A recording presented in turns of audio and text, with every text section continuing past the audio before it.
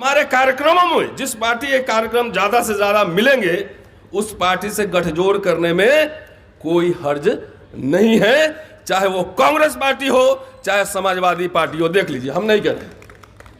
और आज दलित लोग जो है ना, राजनीति का अफीम चाट के कह रहा हम अकेले सरकार बना लेंगे।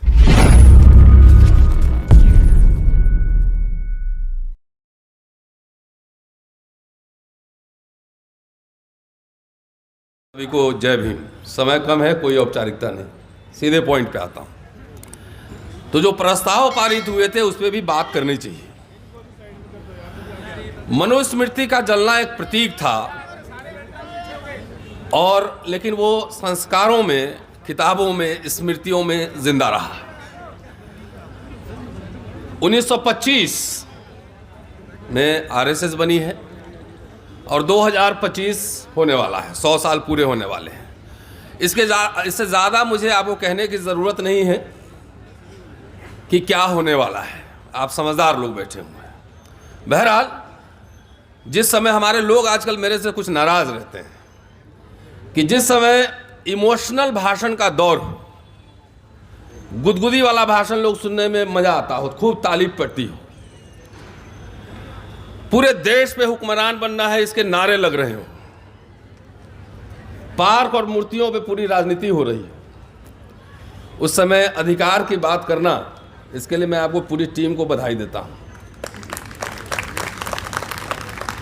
बहुजन अधिकार सम्मेलन है, इसमें राजेंद्र पाल जी नहीं बोल रहे कि हुक्मरान बन जाना है, देश पे कब्जा कर लेना है, शासन पर अधिकार की बात है।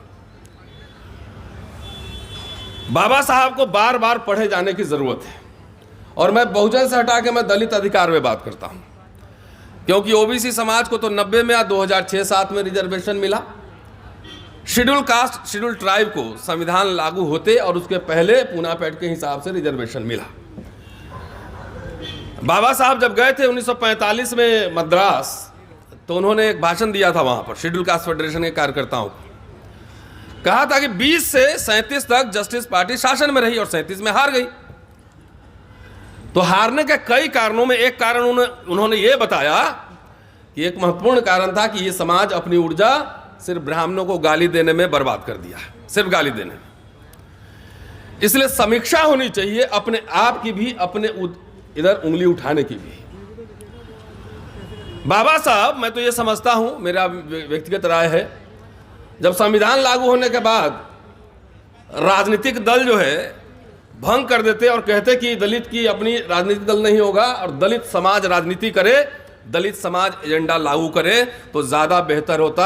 आज जो हाल है, जो नारे लग रहे हैं, सिर्फ इमोशनल बात हो रही है, वो नहीं होती। आपके रोजगार और शिक्षा सब बचते, न लक्ष्मण बाहर निकलता, न रितु सिंह धरने पर होती। Too much politics. जात जात की पार्टी बना लिए हो, 2 आदमी मिलकर 3 पार्टी बनाते हो, एक अकेले और एक कॉमन मिनिमम प्रोग्राम। तो देश हक की बात ही नहीं हो रही, अधिकार की। कहीं स्कॉलरशिप, नौकरी, स्वास्थ्य, कोई बात हो रही है? खाली चुनाव के दिन हम लोग खड़े होते हैं, बोलते हैं, एकदम रात में सपने दिखाते हैं कि हमारी सरकार बन गई और हम पूरे एक ही दिन में सब बदल देंगे। इस चक्कर में मैं बाबा साहब के भाषण के कुछ अंश आपको सुनाना चाहता हूं। 1949 में वो मनमाड़ में एक प्रोग्राम में थे, 16 जनवरी को। अंतिम पैराग्राफ पहले मैं बताता हूं क्या कह रहे थे। वो कह रहे थे कि 3 तरह के राजनीतिक हम मांगते रहे। पहला, हमारे प्रतिनिधियों को विधिमंडल में शामिल किया जाए। दूसरा, जनसंख्या के अनुपात में सरकारी नौकरियों में आरक्षण मिले। और तीसरा, अलग चुनाव क्षेत्र मिले। इसमें से तीसरा नहीं मांग मिला, लेकिन 2 मांग हमने मनवा ली है। और तीसरा नहीं मांगने से, नहीं मिलने से ऐसा नहीं है कि हमारा भाग्य डूब जाएगा, ऐसी बात नहीं है। कहते हैं कि जो अधिकार मिले हैं वो अधिकार आप बरकरार रखिए और अधिक अधिकार की मांग कीजिए। और एक कहावत वो कहते हैं, पहनूंगी तो जड़ी वाली साड़ी ही पहनूंगी और नहीं तो नंगे बदन रहूंगी। ये कहावत, ये ठीक नहीं है मानसिकता, ये ठीक नहीं है मानसिकता। समाज कितना ज्यादा कि हम जब राजा बन जाएंगे, देश में प्रधानमंत्री बन जाएंगे, तभी हम पूरे अधिकार को सुरक्षित करेंगे। तब तक जो मिला था वो भी आप गवा बैठे हैं। आ रहा है 25। कैशलेस होने जा रहा है दलित समाज, क्योंकि सरकारी नौकरियों में प्राइवेटाइजेशन हो रहा है, आरक्षण खत्म होगा धीरे धीरे, और पूरा मिडिल क्लास तो नौकरियों से ही बना था। राजनीति से कितने लोग बने होंगे? लिमिटेड है एमएलए एमपी। नौकरी से एक बड़ा मिडिल क्लास बना था। अगर नौकरी में आरक्षण नहीं है, निजीकरण हो गया, तो समझिए आपकी हालत क्या होने वाली है। मैं कोई आपको सिर्फ चेता रहा हूं। एक दो पॉइंट और कहता हूं, उसके बाद मैं खत्म करता हूं। इसी भाषण में कह रहे हैं, आरक्षित जगह हमें नहीं मिली है, इसलिए डरने की जरूरत नहीं है। हमारी जनसंख्या 7 करोड़ है। हम संगठित रहेंगे तभी अपना दल मजबूत होगा। एक बात हमेशा ध्यान रखनी होगी, शेड्यूल कास्ट फेडरेशन एक राजनीतिक संघ है, उसी के साथ जुड़े रहना चाहिए। लेकिन यह भी बता दूं कि बाबा साहब के जीवन काल में ही शेड्यूल कास्ट फेडरेशन में गुटबाजी, भ्रष्टाचार सब कुछ शुरू हो चुका था। इसलिए मैंने पहले कहा कि भंग कर देते और कहते कि समाज राजनीति करेगा, समाज एजेंडा तय करेगा, तो आपके वोट की कीमत होती। आपके पास लोग आते और कहते कि हमारा एजेंडा ये लागू करो तब वोट देंगे, तो आपके अधिकार सुरक्षित रहते। सब जहां देखो राजनीतिक पार्टी, आपकी वोट की कोई कीमत ही नहीं है, कोई कीमत नहीं। सिर्फ ड्रीम्स देखते हैं, सपने देखते हैं।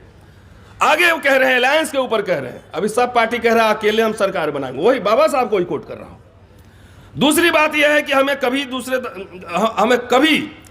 दूसरे दलों के साथ गठजोड़ करना होगा। जो पार्टी हमारा कल्याण करेगी वही हमारी करीबी होगी। हमारे कार्यक्रमों में जिस पार्टी के कार्यक्रम ज्यादा से ज्यादा मिलेंगे, उस पार्टी से गठजोड़ करने में कोई हर्ज नहीं है, चाहे वो कांग्रेस पार्टी हो, चाहे समाजवादी पार्टी हो। देख लीजिए, हम नहीं कह रहे।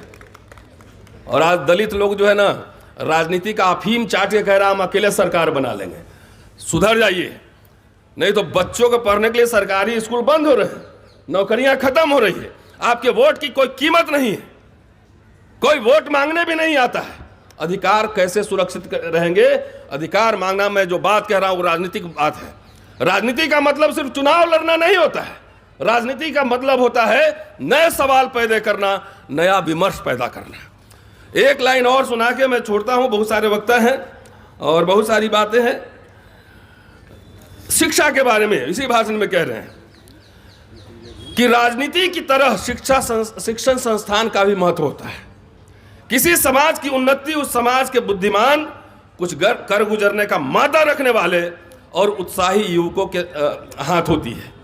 इसी दिशा में सोचते हुए पिछले कुछ वर्षों से मैं राजनीति की तरफ थोड़ा कम ध्यान देकर शैक्षणिक संस्थाओं की ओर ज्यादा ध्यान दे रहा हूं। सिद्धार्थ कॉलेज खोला, मिलिंद कॉलेज खोला, पीपल्स एजुकेशन सोसाइटी बनाया। हमारे नेता तो जब तक कवर में पांव नहीं लटकता है कहते हैं हम ही राजनीति करेंगे। अब तो उत्तराधिकार भी घोषणा हो रही है। उत्तराधिकार का मतलब सब पार्टी में, मैं किसी एक पार्टी में नहीं कह रहा। तो दलित लोग उत्तराधिकार घोषणा कर ले तो कहीं तो रहेगा। तो राजा हो गया, उत्तराधिकारी हो रहा है, तो अधिकार की क्या जरूरत है? हमारा काम आपको डिटॉक्स करना है।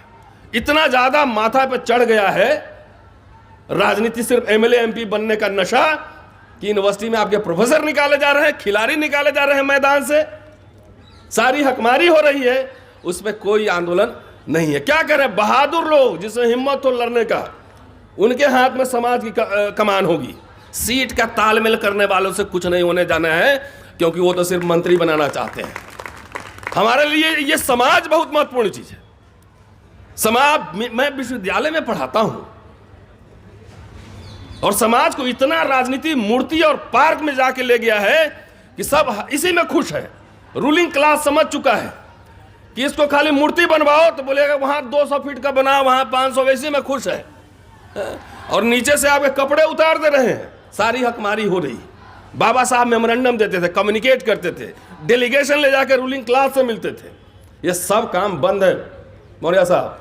अब कह रहे हैं कि सरकार बन जाएगी तब हम कर लेंगे, तब भी कुछ नहीं कर पाएंगे, क्योंकि सरकार सिस्टम वो संस्थाओं के माध्यम से चलता है, वो प्रोफेशनल्स लोग चलाते हैं। हमारा समाज, मैं तो दलित समाज से ही कह रहा हूं, ना आपका सीए है, ना प्रोफेशनल है, ना कोई पत्रकार बनवा रहा है, कुछ नहीं कर रहा है। खाली सबकी दिलचस्पी, चाहे ऑटो चलाने वाला भाई हो, चाहे रिटायर्ड आईएएस ऑफिसर हो, सबको कहता है कि हमको विधानसभा में ही जाना है। किसी को 1000 करोड़ का बिजनेस नहीं खड़ा करना है, किसी को संसाधन में हकमारी हो रही उसमें बात नहीं करनी है।